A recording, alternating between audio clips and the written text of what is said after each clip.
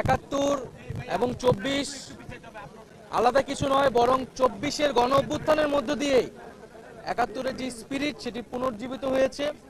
৭১-এ আমরা যা চেয়েছিলাম সেটা ৫৪ বছরে অর্জিত হতে পারে নাই বিধায় একটা ফ্যাসিজম ১৫ বছর ধরে বাংলাদেশে চেপে বসেছিল বিধায়ী আরেকটি গণ অভ্যুত্থানের কিন্তু প্রয়োজন হয়েছিল। ফলে আমরাও কিন্তু ৭১-এ যে সাম্যের কথা বলা হয়েছিল, ২৪-এ কিন্তু সেই বৈষম্যহীন সমাজের কথাই আমরা বলছি।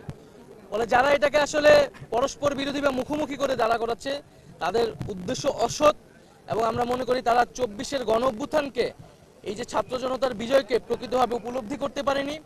এই যে নতুন তরুণরা নেমে এসেছে, নতুন সময়ের যে বার্তা, সেই সময়ের বার্তাকে তারা ধারণ করতে পারছে না।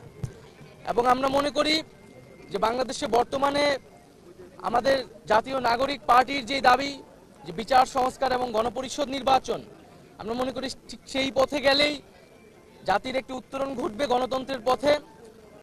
সংস্কার এবং বিচারবিহীন যদি নির্বাচন দেওয়া হয় এবং কেবল কোনো একটি দলকে ক্ষমতায় বসানোর জন্যই যদি নির্বাচন চাপিয়ে দেওয়া হয় সংস্কার এবং বিচার ছাড়া, তাহলে তা অবশ্যই মেনে নেওয়া হবে না।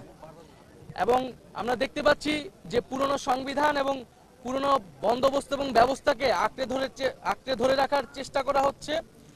এবং আমরা মনে করি যে ২৪-এর গণ অভ্যুত্থান এবং আমাদের যে ৭১-এর সংগ্রাম, আমাদের ৪৭-এর আজাদির লড়াই, এই সব কিছুর ভিতর দিয়ে আমরা যে স্বাধীন সার্বভৌম মানবিক মর্যাদা সম্পন্ন রাষ্ট্র পেতে চেয়েছিলাম, তার একটি সুযোগ এবং সম্ভাবনা আমাদের গণ অভ্যুত্থানের পরে তৈরি হয়েছে। আমরা কেবল ক্ষমতার লোভে ক্ষমতায় যাওয়ার জন্যই যাতে সেই সকল সম্ভাবনাকে নষ্ট করে না দেই। এবং আমরা দেখতে পাচ্ছি যে একদিকে ক্ষমতায় যাওয়ার জন্য এক ধরনের নির্বাচনকে চাপিয়ে দেওয়া হচ্ছে বিচার এবং সংস্কার প্রশ্নকে পাশ কাটিয়ে, অন্যদিকে ফ্যাসিস্ট শক্তির পুনর্বাসনের জন্য নানা ধরনের পায়তারা চলছে। আমরা মনে করি এই সব কিছুকেই প্রতিহত করবে জাতীয় নাগরিক পার্টি, এবং ২৪-এর গণ অভ্যুত্থানের আকাঙ্ক্ষা নিয়েই আমরা এগিয়ে যেতে চাই।